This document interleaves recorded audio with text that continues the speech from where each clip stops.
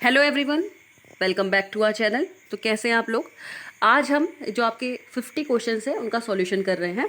सबसे पहला प्रश्न हमारे पास है, according to RT the right to opt for home based education is given to, मतलब शिक्षा का जो अधिकार अधिनियम है उसके अनुसार घर पर शिक्षा प्राप्त करने का अधिकार किन्हें दिया गया है। शैक्षिक रूप से प्रतिभावान बच्चों को, सृजनात्मकता क्षमता वाले बच्चों को, दूरवर्ती क्षेत्र में रहने वाले बच्चों को, या फिर बहुविकलांगता या गंभीर विकलांगता से युक्त बच्चों को। ठीक है, तो देखिए घर पे ही रह के पढ़ने का अधिकार ऐसे बच्चों को दिया गया है जिनको एक या एक से ज़्यादा तरीके की क्या है डिसेबिलिटी है, मल्टीपल टाइप की डिसेबिलिटीज़ जिनको हैं उनके लिए रखा गया। ऑप्शन नंबर डी हमारा क्या हो जाएगा इस प्रश्न का राइट आंसर। ठीक है, बढ़ते हैं अगले प्रश्न पे। अगला प्रश्न हमारे पास मैच द लिस्ट वाला था। इस प्रश्न में दिया है कि सूची एक को सूची दूसरे से क्या करिए, सुमेलित कीजिए। तो सबसे पहले दिया गया है ज्ञानात्मक शिक्षण किसके द्वारा दिया गया था, अन्वेषण व्यू रचना यूरिस्टिक स्ट्रेटजी किसने दी थी, टीम टीचिंग किसने दी थी, और कंप्यूटर असिस्टेड लर्निंग जो आपकी थी ये किसने दी थी। इस तरीके से प्रश्न आपसे पूछा गया है। ठीक है, तो ध्यान दीजिएगा इस प्रश्न में। ये जो आपका सबसे पहला है ज्ञानात्मक शिक्षण जो है आपका, ज्ञानात्मक शिक्षण आपका दिया गया है किसके द्वारा, एनएल गेज के द्वारा, मतलब कॉग्निटिव थ्योरी ऑफ लर्निंग जो है इनके द्वारा दी गई। ठीक है, अब इसी के साथ साथ अगर बात करें यूरिस्टिक, ये इसकी बात पोलियो एंड डंकर करते हैं, और टीम टीचिंग की बात हार्वर्ड यूनिवर्सिटी में कहीं ना कहीं हुई है, और कंप्यूटर बेस्ड लर्निंग जो आपके हो गया डैनियल डेविस। ठीक है, तो इसके अकॉर्डिंग आपका राइट आंसर क्या हो गया, ऑप्शन नंबर डी हमारा क्या हो गया इस प्रश्न का सही उत्तर। ठीक है, बढ़ते हैं अगले प्रश्न पे। अगला प्रश्न हमसे पूछा है, in the context of economic development which of the following is not education, यानी कि आर्थिक विकास के संदर्भ में अगर देखा जाए तो निम्नलिखित में से क्या शिक्षा नहीं है, प्रत्यक्ष प्रतिफल, मौद्रिक निवेश, अप्रत्यक्ष प्रतिफल, या मानव संसाधन विकास। इसी से मिलता जुलता एक प्रश्न नेट में भी आया था, इवन मैंने अपनी वीडियोस में इस तरीके का एक क्वेश्चन कराया है आपको, जिसमें यहाँ पे हमारे इस क्वेश्चन में तो ऑप्शन में मौद्रिक निवेश यानी कि मॉनेटरी इन्वेस्टमेंट है, वहाँ पर को मॉनेटरी इन्वेस्टमेंट नहीं थी, ऑप्शन ऐसा था कुछ डायरेक्ट रिटर्न और इनडायरेक्ट रिटर्न। तो उस क्वेश्चन के परिप्रेक्ष्य में उसका आंसर डायरेक्ट रिटर्न बना था कि शिक्षा जो है आपको प्रत्यक्ष प्रतिफल नहीं देती है। उस क्वेश्चन के परिप्रेक्ष्य में तो उसका आंसर वही बना था, नेट में जो ये क्वेश्चन आया था इस तरीके का ही। ठीक है, लेकिन यहाँ पे जिस प्रकार से क्वेश्चन है यहाँ पे आपको मॉनेटरी इन्वेस्टमेंट भी दे दिया गया है, और ये देखिए ह्यूमन रिसोर्स डेवलपमेंट पे भी शिक्षा निर्भर करती है। ठीक है, इनडायरेक्ट रिटर्न पे तो करती ही है, तो और साथ ही साथ प्रत्यक्ष प्रतिफल भी कहीं ना कहीं इन ऑप्शंस को देखते हुए मौद्रिक निवेश के साथ हम जाएंगे। ठीक है, अगर यहाँ पे मौद्रिक निवेश नहीं होता तो शायद इसका आंसर प्रत्यक्ष प्रतिफल होता, क्योंकि डायरेक्ट रिटर्न नहीं देती है शिक्षा एज सच। तो यहाँ पे इसका आंसर है कि मॉनेटरी इन्वेस्टमेंट जो है ये शिक्षा के आर्थिक विकास के संदर्भ में सही नहीं है। बढ़ते हैं अगले प्रश्न पे। अगला प्रश्न हमारे पास है, which one of the following is not correct about gender. तो ये देखिए सीटेट का क्वेश्चन है, सेम टू सेम सीटेट में क्वेश्चन 6 लाख बार आ चुका है। लिंग के विषय में निम्नलिखित कथनों में से कौन सा कथन आ सकती है कि लिंग एक सामाजिक संरचना है, लिंग एक जैविक संरचना है। तो आप लोगों को पता भी है, हम सीधे डेफिनेशन पढ़ते हैं कि sex is a biological construct whereas gender is a social construct, यानी कि सेक्स जो है लिंग जो है लिंग और लैंगिक दो चीज़ें आप पढ़ते हैं, उनमें से एक क्या है सामाजिक संरचना है, और एक क्या है आपकी बायोलॉजिकल कंस्ट्रक्ट है यानी कि जैविक संरचना है। ठीक है, तो यहाँ पे ये ऑप्शन गलत है। लिंग जो है जेंडर जो है ये सोसाइटी के तौर पे, सोशल नॉर्म्स के तौर पे आप इसको क्या करते हैं, बालक को बालक और बालिका या ट्रांस आप इस तरीके से डिफाइन करते हैं। तो लिंग एक जैविक संरचना है, ये क्या है गलत स्टेटमेंट है। आपसे सत्य पूछा है तो जेंडर इज बायोलॉजिकल कंस्ट्रक्ट, ये गलत है। जेंडर क्या है सोशल कंस्ट्रक्ट है। ठीक है, बढ़ते हैं आगे। अगला प्रश्न हमारे पास है, who is associated with model of cone of experience. अनुभव शंकु प्रतिमान किससे संबंधित है, एडगर गेल, हर्बर्ट, मॉरिसन, ब्रूस तथा व्हील। ठीक है, तो आई होप इस प्रश्न का आंसर आप लोगों को पता ही होगा और क्योंकि मॉडल्स अगर आप लोगों ने पढ़े होंगे तो आप लोगों को पता होगा। एडगर डेल जो है इस प्रश्न का क्या है राइट आंसर है, तो ए इसका क्या हो जाएगा एक राइट आंसर हो जाएगा। ठीक है, बढ़ते हैं अगले प्रश्न पे। अगला प्रश्न हमारे पास है, which of the following statement are not characteristics of socialism. निम्न में से कौन से कथन समाजवाद की विशेषता नहीं बताते हैं। पहला है समाजवाद व्यक्ति की पृथक सत्ता नहीं मानता। समाजवाद जो है व्यक्ति के समान समाज का एक अंग मानता है। अगला है समाजवाद पूंजीवाद का समर्थन करता है, यानी कि सोशलिज्म जो है कैपिटलिज्म को कहीं ना कहीं प्रमोट करता है। और लास्ट है समाजवाद में प्रतियोगिता का महत्वपूर्ण स्थान है। तो देखिए ध्यान दीजिएगा, ये कोई पूंजीवाद यानी कि कैपिटलिज्म का सपोर्ट नहीं करता है, ना ही यहाँ पे कम्पीट करने की कोई बात आती है। सोशलिज्म जो है ऐसा सेपरेट नहीं करता है, इवन एक्सेप्ट कर, मतलब कहीं ना कहीं आप ऐसा कह सकते हैं कि सेपरेट सत्ता नहीं मानता है, आप उसे एक्सेप्ट कर रहा होता है व्यक्ति को। तो ये शुरुआत पहले वाले जो दो स्टेटमेंट्स हमारे हैं ये तो कहीं ना कहीं सही है, नीचे के दो ही हमारे क्या लग रहे हैं, हमें गलत लग रहे हैं। तो ऐसा कोई ऑप्शन है सच, देख लीजिए।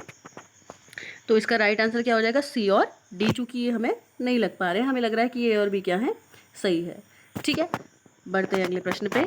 अगला प्रश्न हमारे पास है, out of 22 official language in India which one of the following are recognised as classical language. जैसे कि आप लोगों को पता भी है, अब ये बहुत सारी चीज़ें इसमें डाली गई थी लेकिन वहाँ से प्रश्न नहीं आया, लेकिन ये घुमा के प्रश्न दे दिया कि 22 लैंग्वेज जो इंडिया में है उनमें से कौन सी लैंग्वेज इनमें से है, ये पूछ दिया गया आपसे। संस्कृत, उर्दू एंड हिंदी, संस्कृत, तमिल एंड कन्नड़ जो कि क्लासिकल लैंग्वेज हैं। ठीक है, ये हमसे प्रश्न पूछा गया यहाँ पे, तो ध्यान दीजिएगा। संस्कृत, तमिल और कन्नड़ जो हैं आपकी क्या हैं, 22 जो आपकी लैंग्वेज है ऑफिशियल लैंग्वेज उनमें से हैं। ठीक है, बाकी ये सब नहीं है। बढ़ते हैं अगले प्रश्न में, which one of the following is not the dimension of Guilford's 3 dimensional model. Guilford ने अपना 3 डायमेंशनल मॉडल जो दिया है, ये आप लोगों ने पढ़ा भी होगा। मैं इसमें 180 जो टोटल एलिमेंट्स आते हैं, शुरुआत में पहले इन्होंने 150 दिया था, फिर इन्होंने फर्दर 180 जो था 655 पहला था, फिर बाद में जब इसमें चेंजेस लाए गए तो 665 करके हो गया था। तो 3 चीज़ों के बारे में यहाँ पे बात करते हैं, कंटेंट, ऑपरेशन, प्रोडक्ट। मैंने अपनी वीडियो में बताया भी हुआ है, स्कोप से आप इसे याद कर सकते हैं। ठीक है, तो सीमेटिक जो है इसकी कोई बात नहीं करता, ये खाली सीटेड से रिलेटेड एक ऑप्शन है, या मतलब शाब्दिक एक नॉर्मल वर्ड हो गया, ये आपको दे दिया गया उठा के। तो कंटेंट, ऑपरेशन और प्रोडक्ट के बारे में बात गिलफोर्ड करते थे। ठीक है, तो इसका राइट आंसर हो जाएगा ऑप्शन नंबर डी, इसके बारे में इन्होंने बात नहीं की है। बढ़ते हैं अगले प्रश्न पे, आश्रम schools have been established by the government for which of the following category of children to cater their educational needs। यानी कि सरकार ने जो आश्रम विद्यालय खोले गए हैं वो किस बच्चों के लिए, कौन से बच्चे हैं जिनके लिए खोले गए हैं, बेसिकली अनुसूचित जाति के लिए, अनुसूचित जनजाति के लिए, ग्रामीण जनसंख्या के लिए या अल्पसंख्यकों के लिए। तो देखिए ये आश्रम स्कूल जो हैं अनुसूचित जनजाति के लिए खोले गए हैं। ठीक है, बढ़ते हैं अगले प्रश्न पे। अगला प्रश्न हमारे पास है, एक अधिगम असमता से युक्त विद्यार्थी आपकी कक्षा में निष्क्रिय है, आप क्या करेंगे? आपका व्याख्यान सुनने के लिए उसे डांटेंगे, उसे नज़रअंदाज करेंगे, अपने व्याख्यान को छोटे छोटे पदों में विभाजित करके सरल बनाएंगे, या फिर उसे विशिष्ट विद्यालयों में प्रवेश लेने की सलाह देंगे। देखिए आप लोगों को पता है ये सभी का सही होगा क्योंकि कॉन्सेप्चुअल क्वेश्चन है।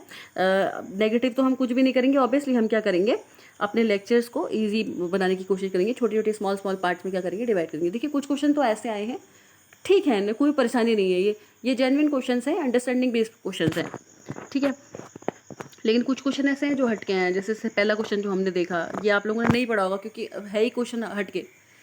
अब आधे से ज़्यादा बच्चों को कल ही जब एग्ज़ाम आपका हुआ था तभी पता चला हुआ कि हाँ ये आश्रम स्कूल्स भी हैं, किससे रिलेटेड हैं। ठीक है, अगला प्रश्न है, which of the following mode of instruction has maximum retention rate of learning. यानी कि अनुदेशन के जो तरीके हैं, मतलब अधिगम के जो आपके तरीके होते हैं उनमें से कौन से अनुदेशन के तरीके हैं जिनमें धारण करने की जो क्षमता होती है वो सर्वाधिक होती है? व्याख्यान, प्रदर्शन, दृश्य श्रव्य या दूसरों को पढ़ाना, अधिगम का तात्कालिक प्रयोग। ठीक है, तो देखिए लेक्चर, डेमोन्स्ट्रेशन और ऑडियो विजुअल ठीक है, लेकिन सबसे ज़्यादा बेहतर कब होगा, जब आप उस ज्ञान को यूटिलिटी में लाएंगे, उपयोग में लाएंगे, या जब आप दूसरों को पढ़ाएंगे और अधिगम का क्या करेंगे, तात्कालिक प्रयोग करेंगे। ठीक है, तो उसका राइट आंसर हो जाएगा ऑप्शन नंबर डी। बढ़ते हैं अगले प्रश्न पे। अगला प्रश्न है, यदि आप एक शिक्षक हैं तो आप जीन पियाजे के औपचारिक संक्रियात्मक व्यवस्था की प्रयुक्त कर किशोरावस्था के विद्यार्थियों की सहायता कैसे कर सकते हैं? पद पंक्तियों को कंठस्थ करने के लिए उनका उत्साहवर्धन करके, आगमनात्मक तथा निगमनात्मक तर्क के विद्यार्थियों को उत्साहवर्धन एवं प्रशिक्षण देके, उपलब्ध परिस्थितियों के लिए क्रमिक संभावनाओं को सृजित करने के लिए विद्यार्थियों की मदद करके, या फिर लास्ट ऑप्शन है स्वयं को विभिन्न परिस्थितियों में उजागर करके एवं अत्यंत रुचिकर अनुभव के लिए विद्यार्थियों को उत्साहित करके। तो आप क्या करेंगे, इसमें से आपसे ये पूछा गया है। ठीक है, ऑप्शन देख लेते हैं, second, third, fourth, first, second, third, केवल फर्स्ट एंड थर्ड। तो देखिए पहला जो है हमारे पास, by encouraging them to memorise. देखिए मेमोराइज, रटने के बारे में तो हम नहीं कहेंगे, तो गलत हो गया। आगमनात्मक और निगमनात्मक तर्क करके हम उन्हें ट्रेन करेंगे, एनकरेज करेंगे, सही है। हेल्प करेंगे उन्हें सिस्टमेटिकली जनरेट करने में, क्या सिचुएशंस हो सकती हैं, ये भी सही है।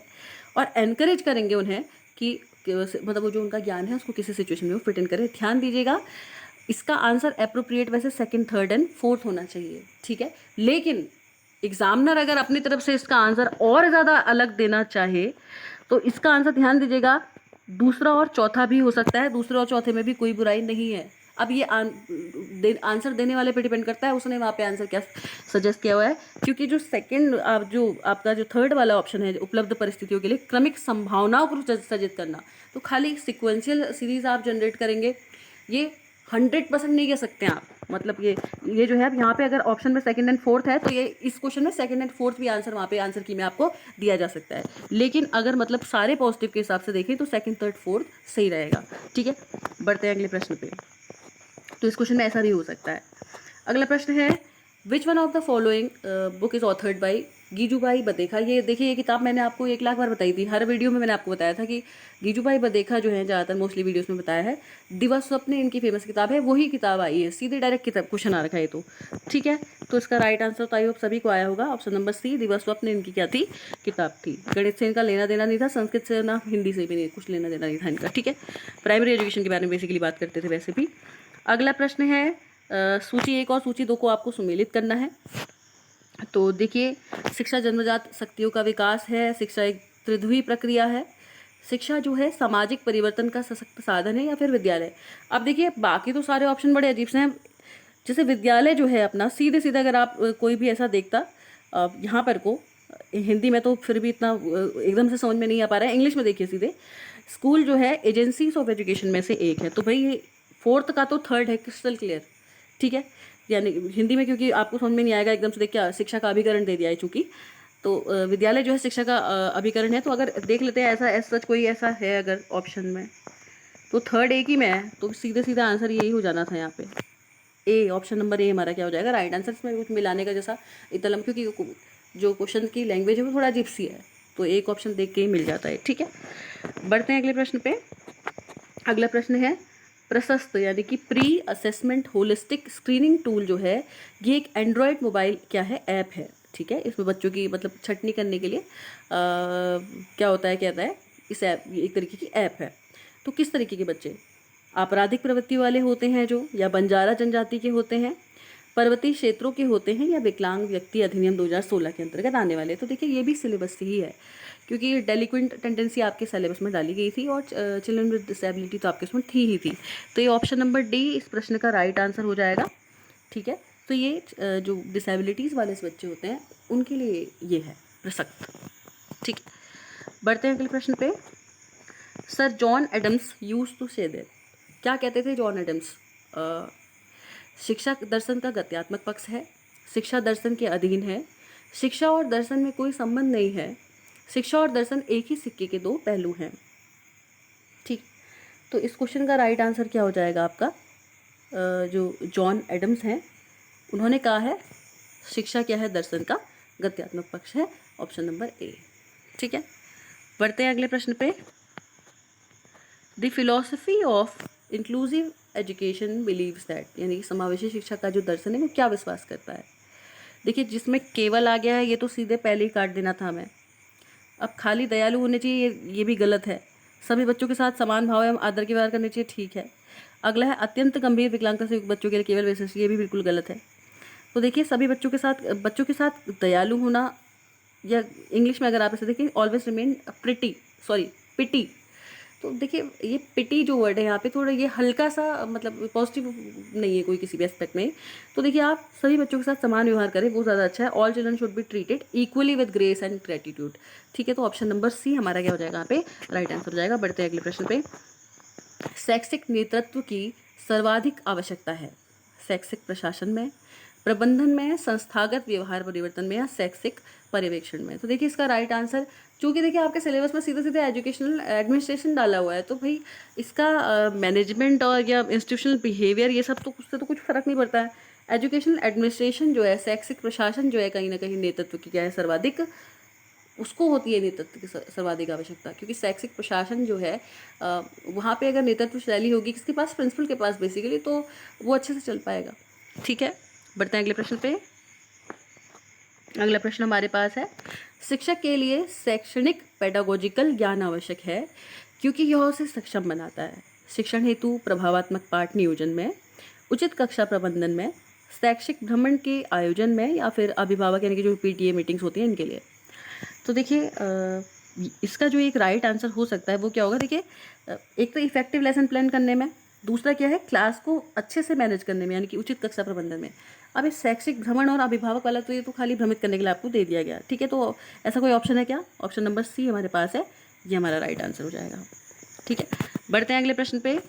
Which structure of education was adopted in national education policy 1968, यानी कि 1968 की जो आपकी पॉलिसी थी उसमें शिक्षा का जो ये संरचना थी या स्ट्रक्चर था वो कैसा था? तो आप लोगों को अच्छे से पता है इसका, इसमें भी कुछ लोग कंफ्यूज हो गए और कुछ लोगों को लग रहा है कि 8+4+3 होगा। भाई क्यों होगा 8+4+3? एक बात बताइए, कोठारी कमीशन आया 1964 में, कोठारी कमीशन की पहली रिकमेंडेशन ही ये थी 10+2+3 स्ट्रक्चर। तो आप उसी के जस्ट बाद आई है 1968 में ये पॉलिसी, इवन कोठारी के ही रिकमेंडेशन पे आई है पॉलिसी। उसने कहा था कि एक पॉलिसीज़ भी शिक्षा पे आनी चाहिए। तो इसका 10+2+3 है वही स्ट्रक्चर, ठीक है।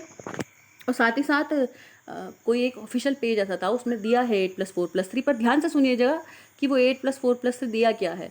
जब ये 1968 वाला पूरा लागू हो गया था, जब 1986 की पॉलिसी लागू होने वाली थी, तो उसके पहले एक बार बात हुई थी बीच में कहीं 77-78 के आसपास कि यार ऐसा हो सकता है इसकी 8+4+3 भी अपनाया जा सकता है, ऐसी बात हुई थी। लेकिन फिर हो नहीं पाया उसका कुछ, तो बाद में हुआ है, 1968 में ऐसा कुछ नहीं हुआ है, ठीक है।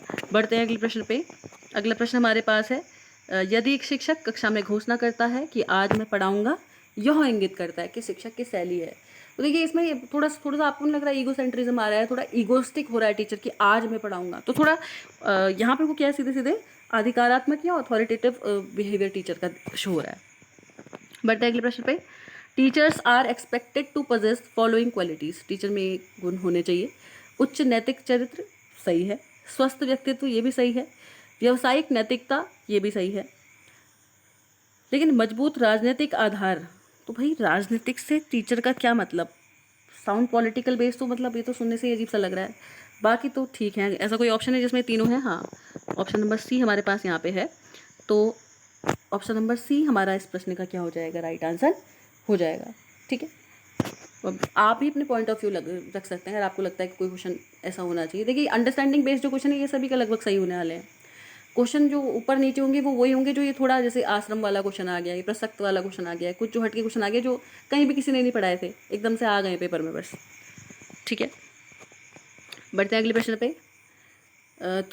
ये जो आपका RPWD एक्ट था 2016 का, इसको शिक्षा के किस उद्देश्य की प्राप्ति हेतु पाठ्यक्रम में शामिल किया गया है? शिक्षण कौशलों की प्राप्ति हेतु, डिसेबल्ड व्यक्तियों को नागरिकता की शिक्षा देने हेतु, या फिर उनके अधिकारों के विषय में जागरूकता करने हेतु, या फिर उनके विचारों को पहचान प्रदान करने हेतु, ठीक है। तो ये किस लिए दिया गया? तो देखिए आप लोग समझ भी पा रहे होंगे क्योंकि राइट्स से रिलेटेड है, तो जो उनके अधिकार हैं उसके बारे में जागरूकता फैलानी ज़रूरी है। जनरल अवेयरनेस होनी ज़रूरी है कि उनके राइट्स क्या क्या हैं। तो उन्होंने क्राइटेरिया बनाई थी कुछ की 40% अगर आपको डिसेबिलिटी है या इस तरीके से है तो उनको भी उनके राइट्स दिए जाने चाहिए, उनको भी वैसी फैसिलिटीज़ होनी चाहिए, वैसी एजुकेशन दी जानी चाहिए, ये सब। बढ़ते हैं अगले प्रश्न पे। अगला प्रश्न हमारे पास है, जब सीखने में बालक की कोई प्रगति होती हुई नहीं दिखती है तो इसे सीखने का पठार कहते हैं। इसका निम्न में से कौन सा प्रभावी कारण नहीं होता है? तो ये भी लर्निंग कर्व से क्वेश्चन है। क्रिया संबंधी रुचि में कमी, पठन सामग्री के कठिनाई स्तर में वृद्धि, सीखने के दौरान समयावकाश देना, या बालक की बुरी आदतें। तो ध्यान दीजिएगा, उसके बालक की पढ़ाई में प्रगति कब नहीं होगी भाई? जब उसको इंटरेस्ट नहीं आ रहा होगा, सही है। जब पठन सामग्री जो है उसका लेवल क्या हो जाए, मतलब उसको जो कंटेंट प्रोवाइड करा जा रहा है वो तो लेवल थोड़ा टफ हो जाए, एकदम से उसको उतना ज़्यादा चीज़ें समझे। जैसे 10th के बाद बच्चा जब 11th में जाता है तो अपग्रेडेशन हो जाता है, एकदम से चीज़ें हाइप में आ जाती हैं थोड़ी सी। उतना उसको स्टार्टिंग में एकदम से चीज़ें समझ में नहीं आ रही होती है क्योंकि वो उतना हाइपोथेटिकल सोच नहीं कर पा रहा होता है। तो ये भी सही है, थोड़ा सा हल्का सा गिरावट यहाँ पे देखने को मिल सकती है।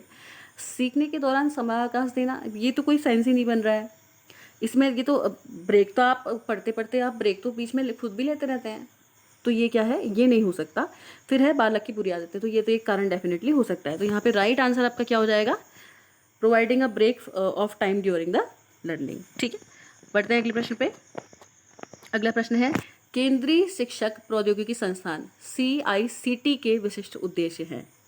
महाविद्यालय एवं विश्वविद्यालय स्तर पर तकनीकी हस्तक्षेप यानी कि इंटरवेंशन प्रदान करना, व्यावसायिक एवं कौशल शिक्षा के लिए एक नोडल केंद्र के रूप में कार्य करना, शैक्षिक तकनीकी के क्षेत्र में शिक्षकों को क्षमताओं का निर्माण करना, और भारत में शैक्षिक तकनीकी नीतियों का आलोचनात्मक मूल्यांकन करना। ठीक है, तो देखिए आप ये भी, आप ज़्यादातर लोगों ने पढ़ा तो नहीं होगा, लेकिन फिर भी आपने पॉजिटिव लगाने की कोशिश ज़रूर की होगी, मुझे ऐसा लगता है। तो देखिए, जो चूँकि इसके नाम से पता चल पा रहा था, जितना आप लोग समझ सकते थे, प्रौद्योगिकी था, तो कहीं ना कहीं तकनीकी से तो भाई ये रिलेटेड था, तो शैक्षिक तकनीकी के क्षेत्र में शिक्षकों की क्षमताओं का निर्माण करना, ये तो सही है। देखिए, महाविद्यालय और विश्वविद्यालय से तो इसका कोई मतलब नहीं है, और व्यावसायिक एवं कौशल निर्माण के लिए तो एनएसक्यूएफ फेमस है, या काम ही एनएसक्यूएफ करता है, तो वहाँ पे इसका कोई मतलब नहीं है। हाँ, भारत में शैक्षिक तकनीकी नीतियों का आलोचनात्मक मूल्यांकन करना भी इसका एक कार्य हो सकता है, तो ऑप्शन सी जिसने लगाया हुआ है, सी एंड डी, इसका राइट आंसर है। ठीक है, बढ़ते हैं अगले प्रश्न पे। अगला प्रश्न है अजर्सन रीजन। देखिए, बहुत ज़्यादा प्रश्न आपके अजर्सन रीजन से आए हुए पेपर में। तो ये है जिला शैक्षिक एवं प्रशिक्षण संस्थान, यानी कि डाइट जो आपका होता है, प्रारंभिक शिक्षा प्रणाली के रूपांतरण के लिए रूपांतरण के लिए स्थापित की गई।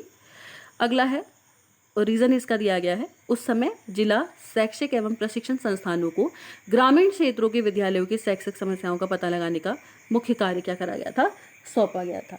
ठीक है, तो अब पूछना है कि बताइए इसमें से कौन सा सही है और कौन सा गलत है। देखिए, पहला जो है, ये जो है आपका डाइट जो है, ये जनरली आपके एलिमेंट्री एजुकेशन के ट्रांसफॉर्मेशन के लिए बनाए गए हैं, ये बात तो सही है। लेकिन ये जो दूसरी बात इन्होंने कह दी है कि ग्रामीण क्षेत्रों के विद्यालयों की संस्थाओं का समस्याओं का पता लगाने, ये सब के लिए था, तो ऐसा कुछ इसके अंतर्गत बात नहीं थी। हाँ, एनईपी 1986 अगर ये दे देते कि एनईपी 1986 के तहत ये बात की गई थी, और या फिर इसमें ऐसा दे देते, इसके बदले यहाँ पे नवोदय लिख देते, नवोदय विद्यालय के तहत ये काम किया गया था, तो ये सही हो जाता। ठीक है, लेकिन अभी भी अगर पॉजिटिव कॉन्टेक्स्ट में कहीं ना कहीं अगर एनईपी 1986 के अंतर्गत इससे रिलेटेड कुछ जुड़ाव मिलाव है, तो भी ऐसा हो सकता है पेपर में कि ये ऐसे ऑप्शन माने कि अजर्सन रीजन दोनों सही है, याद रखिएगा। लेकिन मोस्ट प्रोबेबली यही है कि यहाँ पे ये दूसरा वाला ऑप्शन जो है गलत है, पहला ऑप्शन ही हमारा क्या है, सही है। तो ऑप्शन नंबर सी हम उस हिसाब से सही मानेंगे। लेकिन फिर भी मतलब डाउटफुल स्थिति इसमें बन सकती है, क्योंकि 1986 की पॉलिसी, और दूसरी बात यह नवोदय से रिलेटेड और डाइट के बारे में भी उसमें कहीं ना कहीं बात की गई है, तो हो सकता है उसके संलग्न में मिला दिया गया हो, लेकिन वैसे एज यूजल इसमें बात कोई ऐसी नहीं की गई है इसके बारे में डायरेक्ट। तो बढ़ते हैं अगले प्रश्न पे। अगला प्रश्न हमारे पास है, एनसीईआरटी जो है किस स्तर के शैक्षिक मामलों पर केंद्रीय एवं राजकीय सरकारों को सहायता एवं सलाह देती है। ठीक है, तो ये तो आप लोगों को आई होप पता ही है कि एनसीईआरटी जो है वो विद्यालय स्तर की शिक्षा के बारे में बात करती है, उसका विश्वविद्यालय प्रौढ़ शिक्षा इन सबसे कुछ लेना देना है नहीं। ठीक है, बढ़ते हैं अगले प्रश्न पे। एनसीईआरटी के बदले एनसीटी दिया रहता तो फिर आप समझ ही सकते हैं, फिर टीचर एजुकेशन हो जाता है। अगला प्रश्न है, कंसीडरिंग द फॉलोइंग, आपको एक क्या दिया गया है, प्रयोगात्मक क्रम के रूप में आपको विकल्प चुनने हैं, सही क्रम के रूप में। ठीक है, एक बालक बालिका अपने जूते के फीते नहीं बांध सकता या सकती है, अध्यापक एक बेहतरीन व्याख्यान के पश्चात प्रदर्शन करता है, बालक बालिका अपने जूते के फीते बांध सकती है। ठीक है, तो इस प्रश्न का राइट आंसर क्या हो जाएगा। देखिए, इस प्रश्न का राइट आंसर जो हो जाएगा,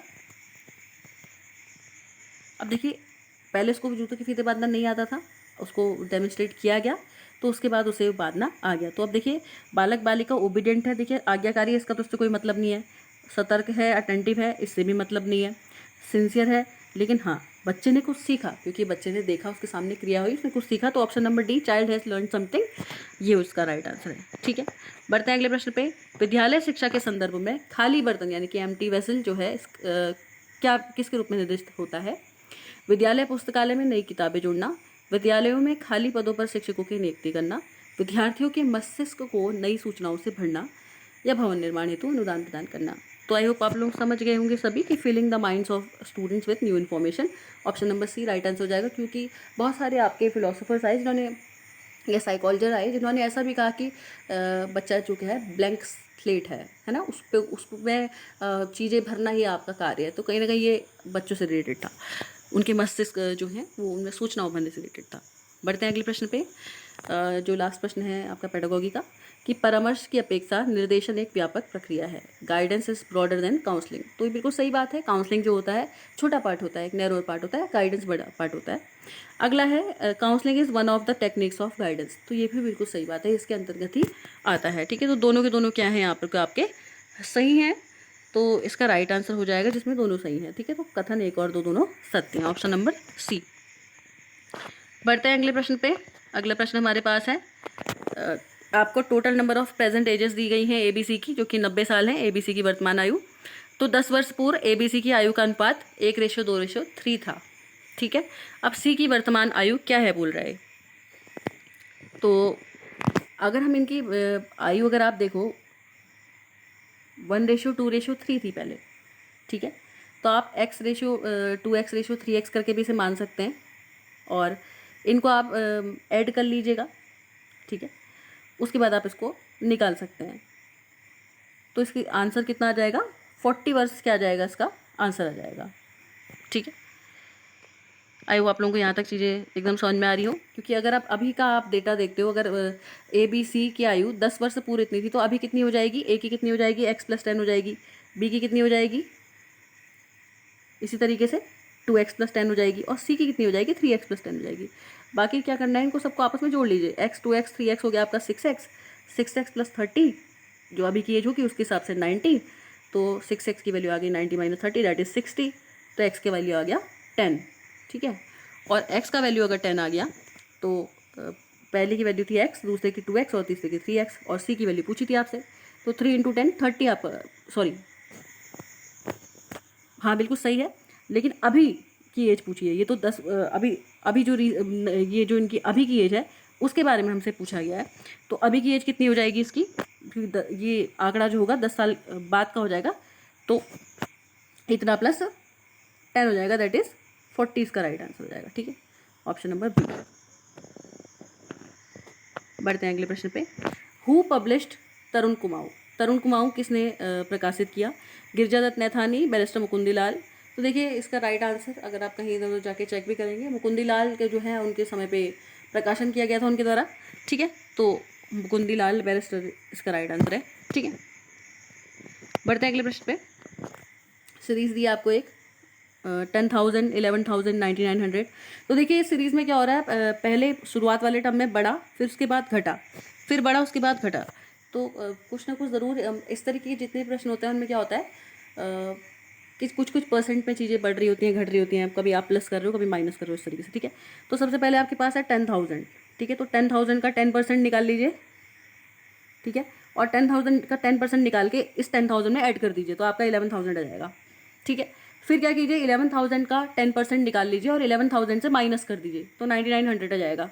इस तरीके से आपको ये प्रश्न को करना है बेसिकली। ठीक है, यहाँ प्लस हुआ, यहाँ माइनस, यहाँ प्लस होगा, यहाँ माइनस, तो अब अगले वाले में क्या होगा, तो इस तरीके से यहाँ प्लस माइनस करके आपका गेम चलना है। अगले वाले में क्या होगा, बेसिकली प्लस होगा।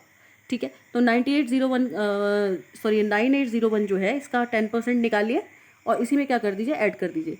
ठीक है, तो लास्ट में तो 0.1 आना ही है, आप समझ ही पा रहे होंगे। एक ही था ऐसा ऑप्शन जिसमें 0.1 आ रहा था। ठीक है, अगर कोई इतना वहाँ पे सॉल्व नहीं करना चाहता तो सीधे इसका आंसर क्या हो जाएगा, सी हो जाएगा। इस तरीके से करना था। बढ़ते हैं अगले प्रश्न पे, मतलब पूरा सॉल्व भी नहीं करना पड़ता आपको। ठीक है, अगला प्रश्न आपका इकोनॉमिक्स से कहीं ना कहीं है, जीडीपी से। तो पूछा है कि जो ग्रॉस डोमेस्टिक प्रोडक्शन है, यानी कि सकल घरेलू उत्पाद जो है, एक वर्ष की अवधि के दौरान किसी राष्ट्र की सीमा के भीतर उत्पादित सभी अंतिम वस्तुओं और सेवाओं का मूल्य। बिल्कुल सही बात है, जीडीपी जो होती है आपके देश में नेट जो जितना अमाउंट आ रहा है वो पूरे एक साल का होता है। सही है। अगला है for India this calendar year is from 1 April to 31 March. ये आप लोगों को पता ही होगा, एक साल की जो पूरी आपकी अवधि मानी जाती है, जो जिसमें मतलब बेसिक कार्य आप लोगों ने ध्यान भी दिया होगा। मार्च के महीने और अप्रैल के महीने सैलरी वगैरह भी लेट आती है, यही इसका एक रीज़न है, क्योंकि सारा काम यहाँ पे चल रहा होता है। ठीक है, तो बिल्कुल सही बात है दोनों के दोनों। तो क्या हो जाएगा आपका, दोनों ही ऑप्शन क्या है, कहीं ना कहीं क्या है यहाँ पे सही है, तो ऑप्शन नंबर सी हमारा राइट आंसर हो जाएगा। बढ़ते हैं अगले प्रश्न पे। अगला प्रश्न हमारे पास है, find the odd one out from the following. पहला दिया आपको 10, 22, 234, 456, 898। ठीक है, तो बहुत सारे लोगों ने ऐसे भी लगाने की कोशिश की होगी 10 × 2 + 2। अब देखिए इसके बाद तो नंबर बहुत ज़्यादा बढ़ते गए, तो ऐसा तो कुछ इसमें लग नहीं रहा है सच। ठीक है, और क्या इसमें हो सकता है, अगर 10, 22, 234 अगर हम इनको ऐड करें, इसको ऐड करेंगे बनेगा 1, 2 + 2 4, यहाँ पे 234, 234, 4 3 7 और 2 9, तो ये सब इसके एक दूसरे के मतलब क्या बनते जा रहे हैं, स्क्वायर बनते जा रहे हैं। अगला वाला है 8 8 18, और 18 में आप 9 जोड़ेंगे तो क्या आ जाएगा आपका, जिस तरीके से पहले हम 234 के बाद ये वाला कर लेते हैं, 6 5 11, 11 और 4 क्या बन गया आपका 15, ठीक है। और 8 8 16, 16 में 9 जोड़े 25। तो देखिए 1 का स्क्वायर, 2 का स्क्वायर, 3 का स्क्वायर, ये बन गया 5 का स्क्वायर। तो ये 4 का स्क्वायर होना चाहिए था, 15 नहीं 16 होना चाहिए था। तो ये क्या हो गया हमारा, गलत हो गया। 456 हमारा गलत हो गया। इसका एक बढ़ा दीजिए, 457 इसने होना था। तो ये हमारा आंसर ठीक आता, ठीक है। 7 5 12 4 16 आता था ये। तो हमारा राइट आंसर हो गया यहाँ पे ऑप्शन नंबर सी। ये गलत था, आपको गलत इसमें चूज़ करना था। बढ़ते हैं अगले प्रश्न पे। सदाव्रत जो है वर्ड जो है, ये उत्तराखंड के किन मंदिरों के लिए प्रयुक्त किया जाता है? तो ये आपसे क्वेश्चन पूछा था, जबकि इंडियन कॉन्टेक्स्ट में आपके लिए पूछा था कि मंदिर आएंगे, अब लेकिन उत्तराखंड के कॉन्टेक्स्ट में मंदिर पूछ दिए गए। तो बद्रीनाथ और केदारनाथ इसका राइट आंसर है, ठीक है। अब मुझे लगता है ये भी बहुत सारे बच्चों को नहीं पता चल पाया होगा, कुछ को तो पता होगा वहाँ पे। बढ़ते हैं अगले प्रश्न पे। अगला प्रश्न है कि उत्तराखंड में आपदा प्रबंधन का प्रथम अभिनव प्रयास करने का श्रेय निम्नलिखित में से किस कमिश्नर को जाता है? तो जॉर्ज विलियम ट्रेल को, गार्डनर को, रैमजे को या फिर बेटन को? तो ये देखिए हेनरी रैमजे को जाता है। बहुत सारे बच्चे इसमें ऐसा कहते हैं कि ट्रेल, देखिए ट्रेल नहीं है इसका, ठीक है, हेनरी रैमजे को ही जाता है। बढ़ते हैं अगले प्रश्न पे। तो अगला प्रश्न आप, ये तो भाई यूरोपियन यूनियन से दे दिया गया सीधे, इंटरनेशनल कैटेगरी बना दी फिर अब नेशनल कैटेगरी डाल दी, ठीक है। तो यूरोपियन संघ ने हाल ही में आर्टिफिशियल इंटेलिजेंस अधिनियम पारित किया, जो एआई प्रणाली को नियंत्रित करने वाले नियमों और विनियमों को स्थापित करने वाला महत्वपूर्ण कानून है। तो ये तो बिल्कुल सही बात है, करा है कार्य। अगला कथन 2 कहना चाह रहा है आपसे कि ये जो एक्ट है ये 4 कैटेगरीज में डिवाइडेड है, जिनके नाम हैं अर्थात अस्वीकार्य, उच्च, सीमित और न्यूनतम जोखिम। यानी कि इनके नेम है unacceptable, high limited and minimal risk, ठीक है। तो ध्यान दीजिएगा, पहला स्टेटमेंट तो बिल्कुल सही है, लेकिन दूसरे स्टेटमेंट में 4 बातें इसकी ज़्यादा दुख की गई हैं। उनका नाम क्या क्या है? एक तो मिनिमल रिस्क है, बिल्कुल सही है। दूसरा है आपका हाई रिस्क, ठीक है, ये भी सही है। तीसरा है आपका अनएक्सेप्टेबल रिस्क यूएस, और चौथा है आपका स्पेसिफिक ट्रांसपेरेंसी या स्पेसिफिक ट्रांसपेरेंट, ठीक है। तो चौथा था, ध्यान दीजिएगा आप, जबकि इसमें क्या दे रखा है, unacceptable, high limited and minimal risk. तो लिमिटेड नाम ना होके यहाँ पे था स्पेसिफिक ट्रांसपेरेंट, ठीक है। तो दूसरा स्टेटमेंट क्या है, कहीं ना कहीं गलत है।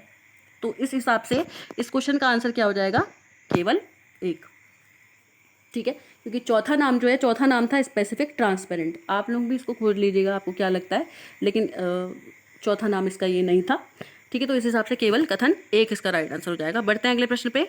अगला प्रश्न हमारे पास है, 5 व्यक्तियों की आयु का अनुपात इतना इतना आपको दिया गया है, उनकी आयु के घनों का योग 28125 है। तो सबसे कनिष्ठ व्यक्ति की आयु कितनी है, ठीक है। तो 0.5 का अगर आप क्यूब करेंगे तो आप लोग समझते हैं 125 आ जाता है, 5 का क्यूब 125 होता है, ठीक है। 0.125 कर लीजिएगा इसको, 1 का 1 ही होगा, आपको पता ही है। इस तरीके से आप कर सकते हैं। 1.5 का कर लीजिएगा आप, साथ में 2 का हो जाता है आपका 8। पहले हमें जो याद है उनको हम कर लेते हैं। 2 का आपका 8 हो गया, ठीक है। साथ में 2.5 यानी कि 25 का आपका 15625 होता है, उस तरीके से, ठीक है। अब 3 पॉइंट है तो उस हिसाब से पॉइंट लगा लीजिएगा। और एक बच गया आपके पास 1.5, तो 15 का 225 होता है, 225 इंटू 15 3375 के अप्रॉक्स आपका आ जाएगा। तो ओवरऑल अगर हम इसको ऐड कर लें तो ओवरऑल ऐड करने के बाद आ जाएगा 28125 जो आपका है, इसी के अप्रॉक्सीमेट बराबर आ जाएगा, ठीक है।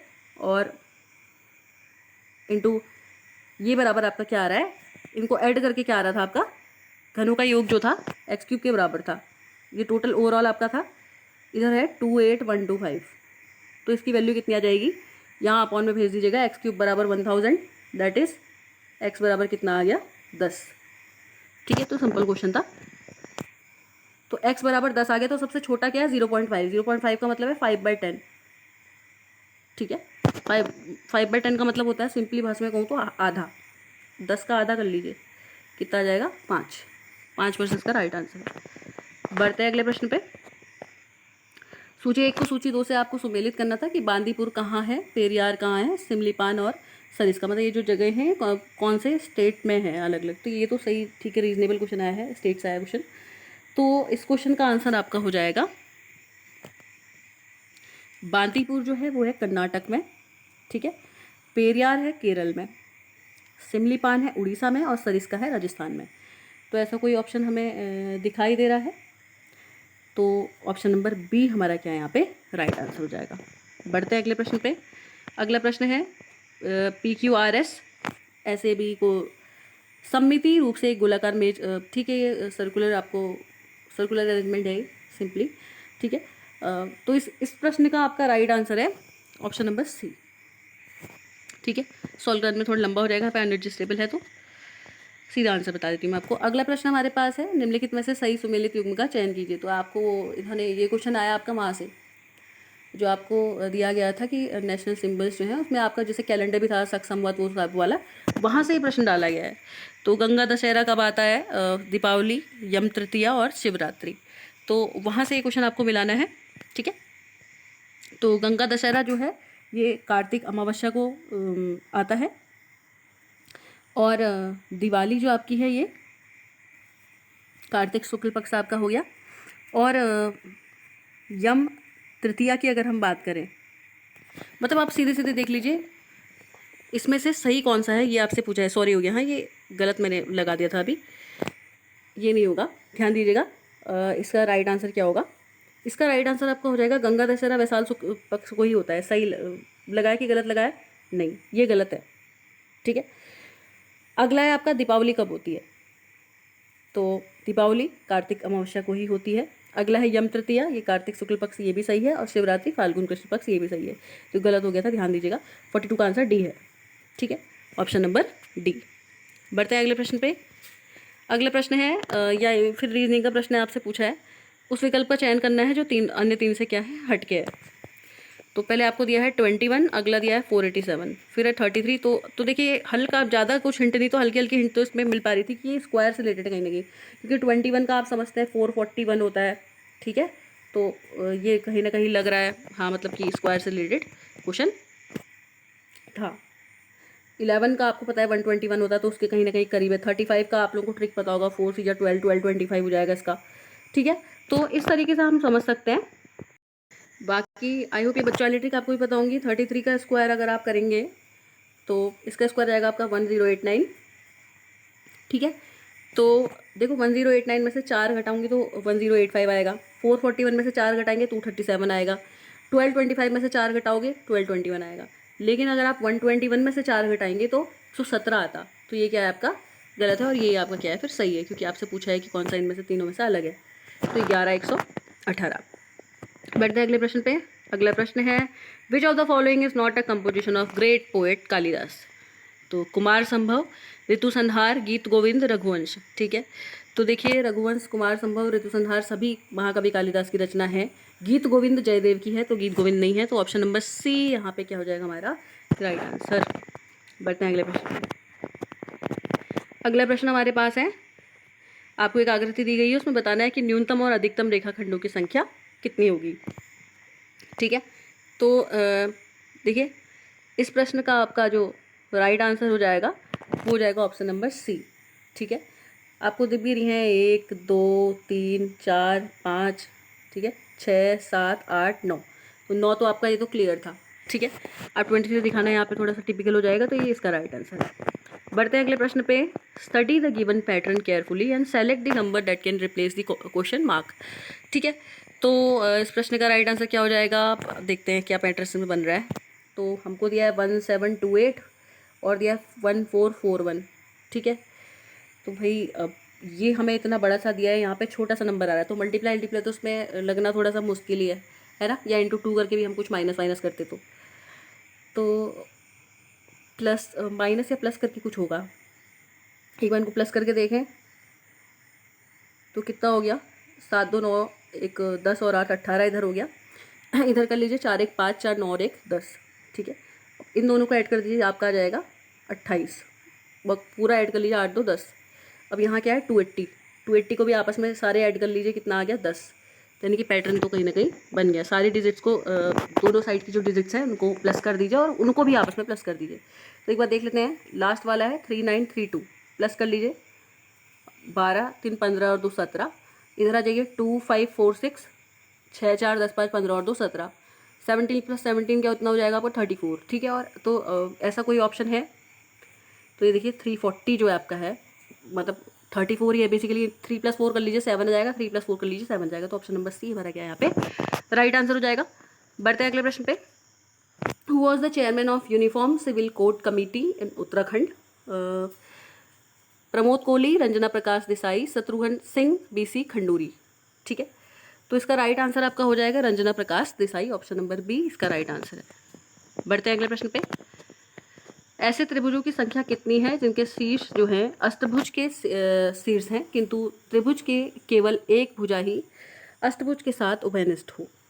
ठीक है, तो ये आपसे पूछा है। पहले तो अष्टभुज 8 भुजाओं वाला बोले तो। ठीक है, थोड़ा सा ड्राइंग मेरी ज़्यादा ही खूबसूरत है। ये बराबर बराबर बना लीजिएगा आप। ठीक है, ये ऐसा और ऐसा सा है कुछ, तो एक बार फिर मैं कोशिश करती हूँ कुछ थोड़ा सा सुंदर बनाने की। वैसे मेरे बस का कम है, बता देती हूँ मैं आपको ऐसी। तो ये बन गया। अब हमसे पूछा है, अब इसमें ट्रायंगल बना के देख लीजिए आप इस तरीके से। ठीक है, तो देखिए इसका जो राइट आंसर हो जाएगा ये हो जाएगा 8, और अगर आप मिला के देखेंगे तो 4 तरीके से ही मिल रहा है, तो 32 आपका क्या है, राइट आंसर है। बढ़ते अगले प्रश्न पे। अगला प्रश्न हमारे पास है, which king was honoured with the title of night commander by the British government. तो ब्रिटिश सरकार ने राजा को नाइट कमांडर की उपाधि से विभूषित किया। सुदर्शन शाह, नरेंद्र शाह, मानवेंद्र शाह, कीर्ति शाह। तो इसका राइट आंसर होगा कीर्ति शाह। और कहीं ना कहीं अब आप लोग देखिएगा कंपेनियन ऑफ इंडिया से भी शायद इन्हीं को नामांकित किया गया था, तो इससे भी कहीं ना कहीं रिलेट कर सकते थे आपकी इस तरीके का नाम किसे दिया गया था। बढ़ते हैं अगले प्रश्न पे, जो कि लास्ट प्रश्न है आज का। आपको दिया है ब्लड रिलेशन से। ए प्लस बी का मतलब है A is daughter of B, और ए माइनस बी का मतलब है ए हस्बैंड है बी का, जबकि मल्टीप्लाई का मतलब है ब्रदर है। ठीक हो गया। पहला रिलेशन देखते हैं, ए प्लस बी इंटू सी। तो ए प्लस बी का मतलब है ए क्या है, डॉटर है बी की। ठीक हो गया। इंटू सी, इंटू का मतलब है कि ब्रदर। ए बी की डॉटर है, बी सी का ब्रदर है, ये तो सही है, कोई दिक्कत नहीं है। बढ़ते हैं अगले पे। अगला है ए माइनस बी, यानी कि ए क्या है, हस्बैंड है। ए माइनस बी का मतलब है A is husband of B, A जो है हस्बैंड है बी का। फिर अगला है, यानी कि बी फीमेल हो गई, यहाँ से हमें पता चल गया। बी इंटू सी, यानी कि बी जो है अब यहाँ पे ब्रदर है सी का। तो भाई अरे ये ब्रदर कैसे हो सकती है, तो ये तो यहीं पे गलत हो गया। तो ऑप्शन नंबर बी हमारा क्या हो जाएगा, राइट आंसर हो जाएगा। तो कैसा लगा आज के ये क्वेश्चंस आपको, मतलब सॉल्यूशन आपको, अपने जो भी टिप्पणी आपको लगता है कि ये गड़बड़ है या कुछ है, तो कमेंट सेक्शन में कमेंट करके बता दीजिएगा। ठीक है, धन्यवाद।